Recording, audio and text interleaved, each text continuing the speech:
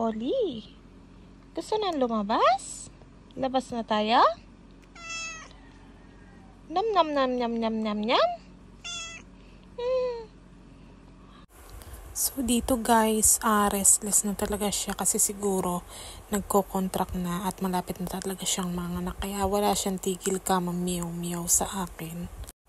Magto 12 midnight na nito, tapos punta siya talaga sa kwarto ko. Ngiyaw ng ngiyaw, yun pala, manganganak na siya talaga. And then dito naman guys, ganyan pala talaga kapag manganganak na sila. Groom sila ng groom sa sarili nila.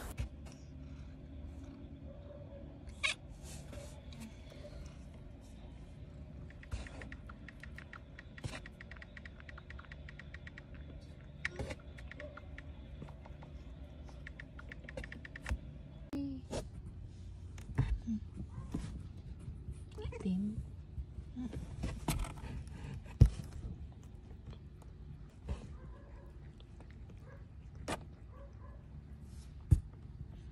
Laki ng mata, ba't ganun? Hindi pala mata yun, naka-plastic pa. Hindi.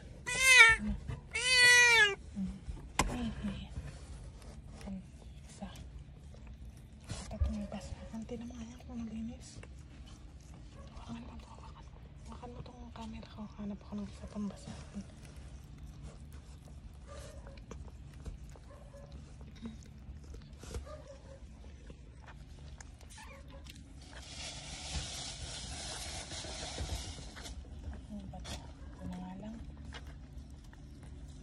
Sleeve, no? Pwede na to. Ngayon lang ako nakakita ng pusang bagong panak ako. Bagong ano? Ay, kawawa. Oh, may bito ka pa yun. Oo, puputulin niya yun mamaya. Yun yung pusod. Parang premature, ano? Ba't ganun? Baka ganyan. Talaga nakikita kasi natin eh. Ilang ano eh. Pinabukasan na. Ininom din niya yung ano. Yun. Ano.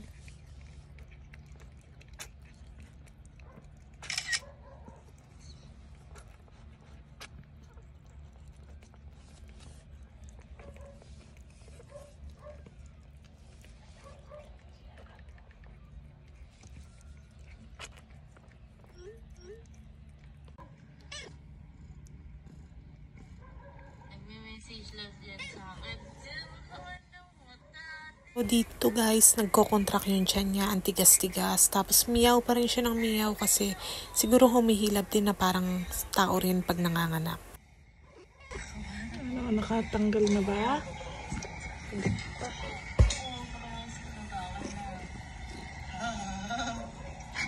Yung inunan nandun pa.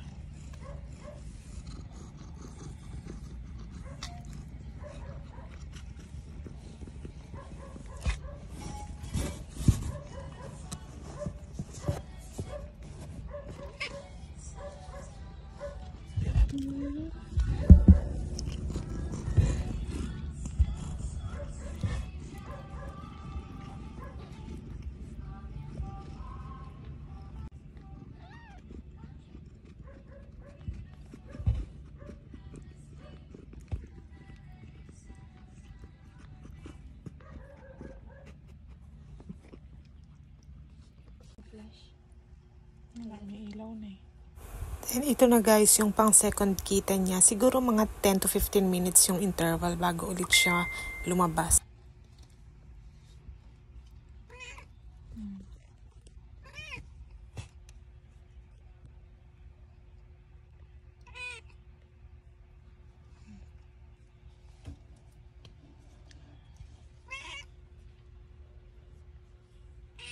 Puti. Ay, puwit ba yan?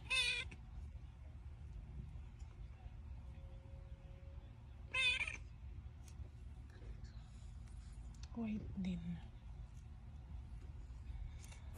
Ito nga palang pang second kitten niya guys is nauna yung gawing buntot. Meron din pala silang ganon gaya sa tao, yung suwi.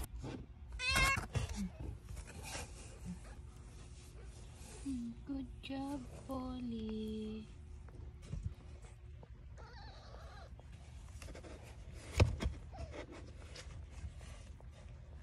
Guys, every after nga pala nila mailabas yung mga kitten nila, kinakain pala nila yung placenta, pati na rin yung amniotic fluid, iniinom nila. Lahat yun.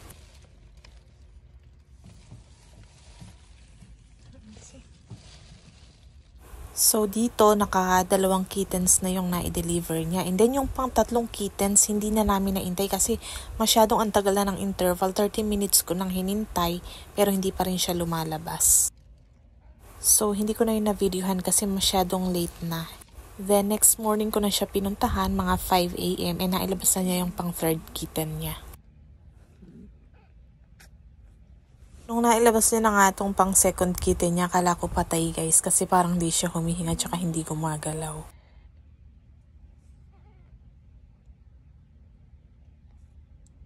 Itong isa parang weak. Parang weak.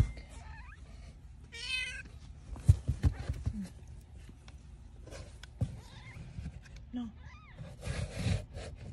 Nasaan na yung anak? Ito nga eh. Parang mahina eh. Uy, patay. Hindi, gumagalaw kanina eh. Ba't ganyan ngayon? Oh. Hindi na ganun pa. Polly, what happened?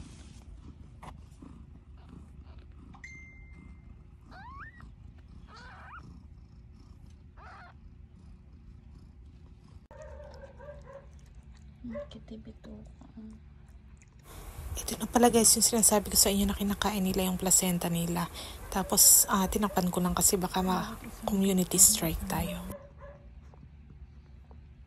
Kinain na no?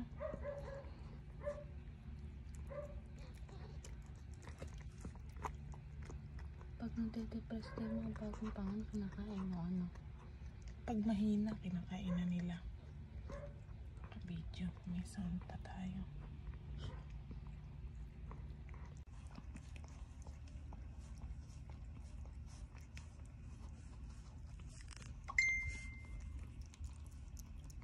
So, ayan guys, hanggang 2 kitten nga lang yung naantay ko. Kasi, ang tagal na ng interval talaga nung pang 3rd dahil 30 minutes na mahigit wala pa siya.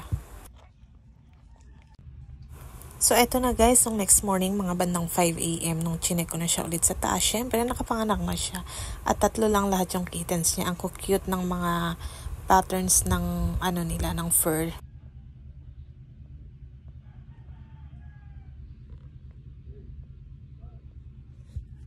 So, bali, ito yung second born guys. Ganyan lang yung pattern niya sa ulo. And then, yung buntot niya, ganyan lang din yung pinaka-pattern.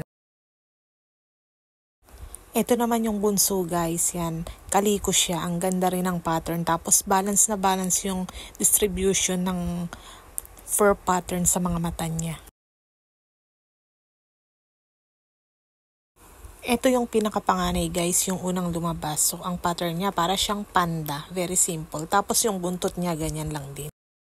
So that's it guys, ganun lang mga nakampusa. Thank you for watching. Bye!